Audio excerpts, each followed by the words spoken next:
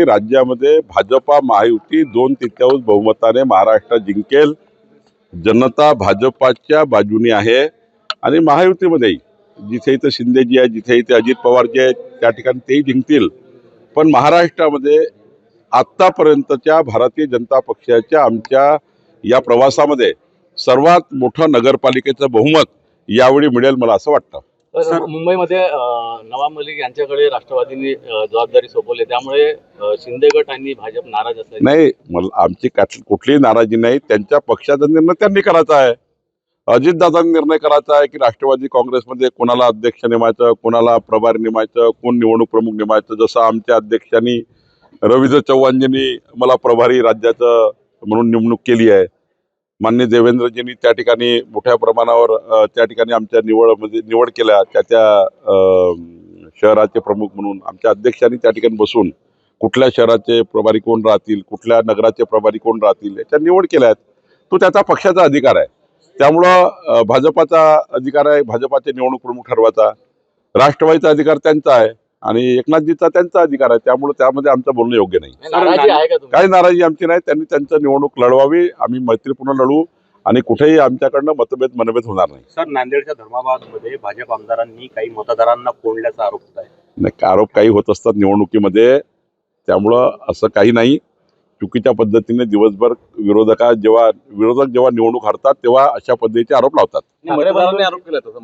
मतदारांनी मग ते पोलीस चौकशी करतील, निवडणूक आयोग चौकशी करेल, राज्य निवडणूक आयोग चौकशी करेल, पोलीस चौकशी करतील। उद्याचे निकाल लागल्यानंतर जी बोलणी आहे महायुतीमधली त्याची दिशा बदलेल का? कारण काही दिशा बदलत नाही। आमची बोलणी ऑलरेडी झाली आहे। एकनाथजी, देवेंद्रजी आपसात ऑलरेडी बसले आहेत, रवींद्र चव्हाणजी आमचे अध्यक्ष बसलेले आहेत। त्यामुळे प्रत्येक महानगरपालिकेमध्ये 5-5 लोकांची टीम आम्ही तयार केलेली आहे महायुतीसाठी। ती टीम बोलत आहे आणि मला वाटतं की राज्यामध्ये चांगल्या पद्धतीने भाजपा शिवसेनेची महायुती होईल आणि सोबत जिथे ते अजितदादा आमच्याशी चर्चा करतील तिथं अजितदादा सोबतही होईल। तुम्ही म्हणता की भाजपला लँडस्लाईड जागा मिळतील, म्हणजे भाजपला एवढ्या मोठ्या जागा मिळाल्यानंतर तुम्ही वरचढ व्हाल? त्याला वरचढ आमच्याकडे नाही आहे। आम्ही निवडणूक जिंकलो तरी आमच्याकडे उन्माद येत नाही, निवडणूक हरलो तर आम्ही निराश होत नाही। त्यामुळे आम्ही कधी उन्मादात जाणार नाही, निराशी होणार नाही। त्यामुळे आमची लढण्याची हिंमत आहे। आम्ही नेहमीच लढत आलो आहे।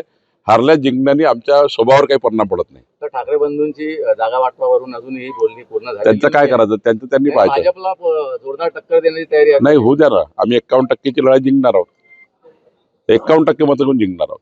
त्यामुळे ते कुणी एकत्र आले, 20 पार्ट्या जेव्हा एक आल्या इंडिया आघाडीच्या तेव्हा आम्ही घाबरलो नाही। 20 पार्ट्या एक आल्या विधानसभेमध्ये तेव्हा आम्ही त्या ठिकाणी कुठली निवडणुकीत डामाडोल झालो नाही। 51% मतं घेऊन आम्ही जिंकलो महाराष्ट्रात विधानसभेमध्ये। आताही जिंकू आम्ही, किती लोक येऊ द्या, आम्ही जिंकू। ठाकरे बंधूंना शेवटी जनता आमच्या सोबत आहे। कोण मोठे लोक एक झाल्याने कधी निवडणुका जिंकत नाही। जनता मतदार ज्यांच्या बाजूने आहे तेच निवडणूक जिंकतात, हे तुम्ही बघितलं आहे। लोकसभेत तुम्ही बघितलं, आम्हाला फटका बसला। आम्ही विधानसभेमध्ये आमच्या त्या ठिकाणी काही संघटनेमध्ये आम्ही काही पुढाकार घेतले, सरकार म्हणून काही पुढाकार झाली आणि त्यामुळे मग विधानसभेत आम्हाला त्याचं यश मिळालं। नगरपालिका महानगरपालिकेमध्ये आम्ही चांगलं काम करतोय, आम्हाला यश मिळेल। जनता आमच्या बाजूने आहे।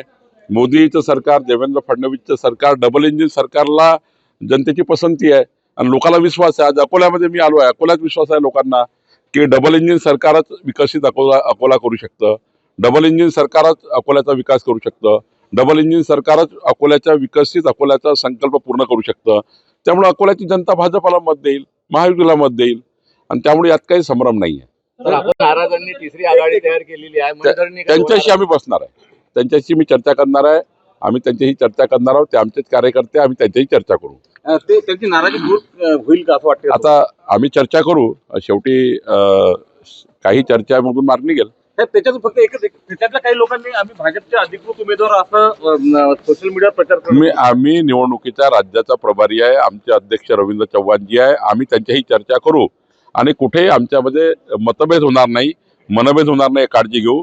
त्यांचं म्हणणं काय ते ऐकून घेऊ, आमचे त्या ठिकाणी संघटनेचं मत काय हे ऐकून घेऊ, दरी पडणार नाही याची काळजी घेऊ, मनभेद दूर करू आणि एकत्रितपणे पुढच्या काळामध्ये महानगरपालिका ही विकसित महानगरपालिका करण्याकरता जनतेला या ठिकाणी दोन्ही सरकारच्या माध्यमातून येणाऱ्या योजना मिळण्याकरता आम्हाला एकत्र येणं आवश्यक आहे।